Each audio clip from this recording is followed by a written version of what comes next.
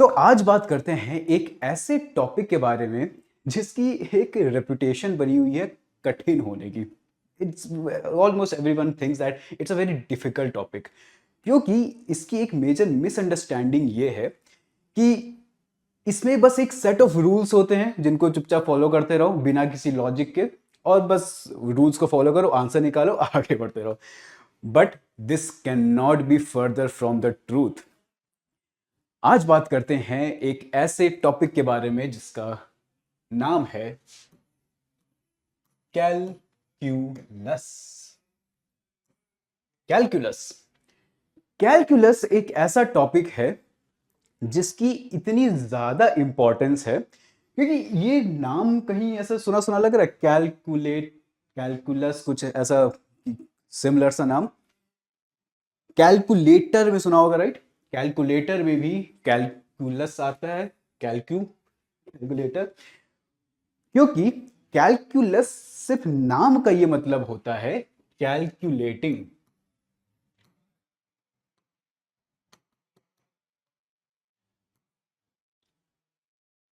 अब कैलकुलेटिंग के लिए कुछ समय तक कुछ क्या, काफी समय तक मैथमेटिक्स का भी केवल यही मतलब होता था, कैलकुलेटिंग। तो समझ लो, कैलकुलस की इतनी इंपॉर्टेंस है कि इसका नाम मैथमेटिक्स के नाम पर रखा गया। ये मैथमेटिक्स का एक ऐसा एरिया है जिसका नाम ही मैथमेटिक्स है। तो इसकी इंपॉर्टेंस केवल इसके नाम से समझ आ सकती है कि इसने पूरे मैथमेटिक्स को अपने अंदर कवर कर रखा है। ये एक तरह से ये बताना है कि मैथमेटिक्स यही है, कैलकुलस, कैलकुलेटिंग एवरीथिंग। तो जैसे कई सारे टॉपिक्स होते हैं, कई सारे अलग अलग टॉपिक्स होते हैं मैथमेटिक्स के, जैसे ज्योमेट्री है। ज्योमेट्री है, अलजेब्रा है। अब ये सारे टॉपिक्स भी अपनी तरफ बहुत इंपॉर्टेंट टॉपिक्स हैं। बट इन सब का मतलब क्या होता है? जैसे ज्योमेट्री का मतलब मैक्सिमम लोगों को पता होगा, this is the mathematics of shapes या space,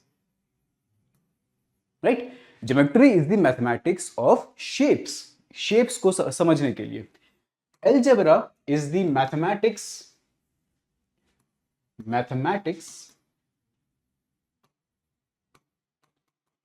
of anyone counting, right?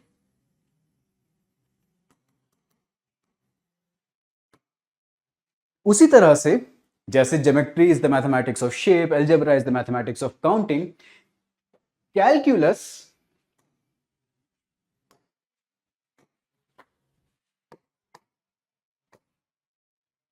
Calculus इतनी इसकी इंपॉर्टेंस, इसको अलग कलर देंगे हम अभी। Calculus is the mathematics of change. Calculus is the mathematics of change. और जैसा हम जानते हैं, यूनिवर्स में बहुत चीजें चेंज हो रही है, लगभग हर चीज चेंज हो रही है। जैसे एक फ्रेज भी सुना होगा कि change is the only constant, right? And calculus is what we define as how we calculate the change.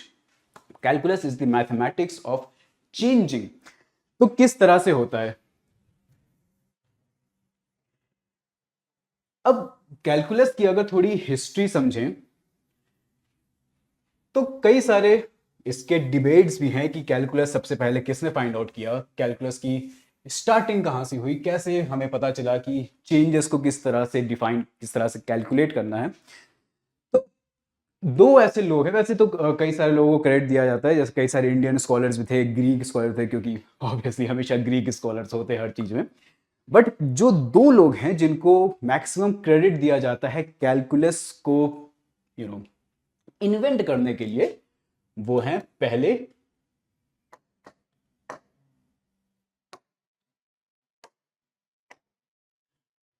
Isaac,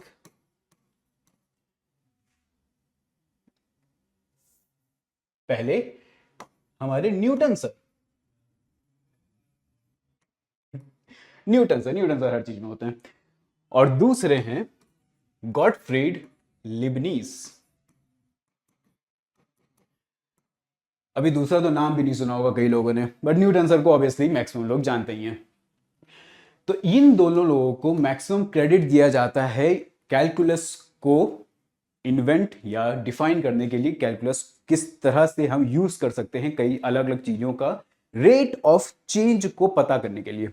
for example, जैसे स्टोरी भी चलती है कि न्यूटन सर ने एक एप्पल को गिरते हुए देखा, जिसकी वजह से उनके दिमाग में आया कि अगर एप्पल गिर रहा है किसी फोर्स की वजह से गिर रहा होगा, कोई एक्सटर्नल फोर्स लग रहा होगा उसके ऊपर, अगर वो एक्सटर्नल फोर्स अर्थ की तरफ से आ रहा है तो वही एक्सटर्नल फोर्स चांद पे भी आना चाहिए, राइट?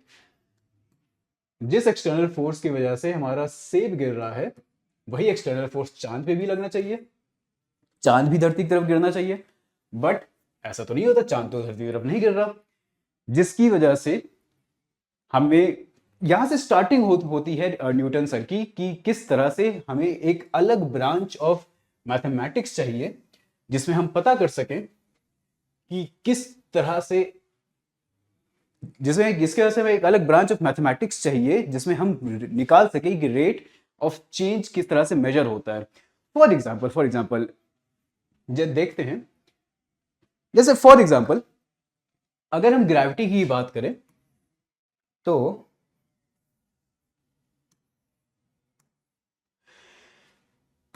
ये एक्स ये वाई, ग्रेविटी का एक फंडामेंटल कॉन्सेप्ट ये है कि जैसे जैसे डिस्टेंस बढ़ती है वैसे वैसे ग्रेविटेशनल फोर्स ऑफ अट्रैक्शन कम होता जाता है।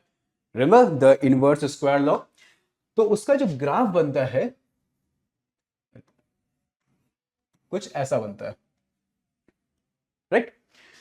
तो अगर हमें ग्रेविटी का ग्राफ अगर हमें निकालना है कि इस कोई, जैसे अगर हमें निकालना है कि ये कोई एक फंक्शन है एफ एक्स, मान लो कोई फंक्शन है, इस किस रेट से ये चेंज हो रहा है, कोई भी फंक्शन है, जैसे हमने एग्जांपल लिया था ग्रेविटी का, पर मान लो कोई भी फंक्शन है, ये किस रेट से चेंज हो रहा है। अब इसमें प्रॉब्लम मेन ये है कि मान लो कोई स्ट्रेट लाइन ग्राफ है, राइट? अब स्ट्रेट लाइन ग्राफ में अगर हमें चेंज निकालना है तो इसमें तो आसान होता है, क्योंकि हमें बस इसका स्लोप निकालना होगा। किसी भी दो पॉइंट पे हम अगर इसका राइज ओवर रन निकालते हैं तो वो हमें बता देगा कि किस रेट से ये चेंज हो रहा है। जैसे फॉर एग्जांपल अगर ये पॉइंट मान लेते हैं कुछ भी, जैसे x, ये पॉइंट मान लेते हैं x2, ये y और ये y2, तो हमें बस इसका ये स्लोप निकालना है, जो कि होता है ये राइज कितना हो रहा है और रन कितना हो रहा है। तो इसका जो स्लोप आएगा, जैसे हम जानते हैं भी x1/x2 divided by y2 minus y2, तो इसके स्लोप के लिए बस ये होता है rise over run, rise divided by run, right? अब ये स्पेशल क्यों है? क्योंकि इस स्ट्रेट लाइन में तो हम किसी भी दो पॉइंट का, सिर्फ इन्हीं दो पॉइंट्स का नहीं, चाहे इन दो पॉइंट्स का निकालें, चाहे इस और इस पॉइंट का स्लोप निकाल ले, वो स्लोप हमेशा एक कांस्टेंट आएगा। किसी भी दो पॉइंट पर स्ट्रेट लाइन का स्लोप हमेशा एक कांस्टेंट रहता है।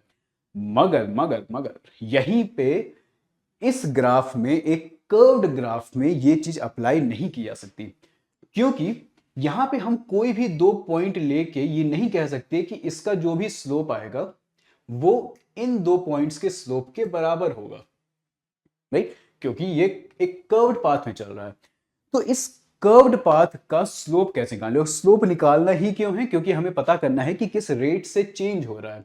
इसमें स्लोप निकाल के हमें ये पता चल रहा है कि क्योंकि हर तरफ स्लोप कांस्टेंट आ रहा है तो ये कांस्टेंट रेट से चेंज हो रहा है। मगर इसमें कैसा है रेट ऑफ चेंज है, उसके लिए स्लोप निकालना है। स्लोप निकालने के लिए हमें कोई दो पॉइंट्स चाहिए। दो पॉइंट्स, इसमें हम कोई भी रैंडम दो पॉइंट्स ले ही नहीं सकते, क्योंकि कोई भी दो रैंडम दो पॉइंट्स दूसरे रैंडम दो पॉइंट्स के बराबर आएगा नहीं। अब यहीं पे न्यूटन सर का जीनियस पता चलता है, क्योंकि उन्होंने कहा कि चलो मान लो हम 2 पॉइंट्स नहीं ले सकते किसी कर्व्ड स्लोप, किसी कर्व्ड सरफेस पर, मगर एक पॉइंट तो ले सकते हैं। अब उस एक पॉइंट के लिए मान लेते हैं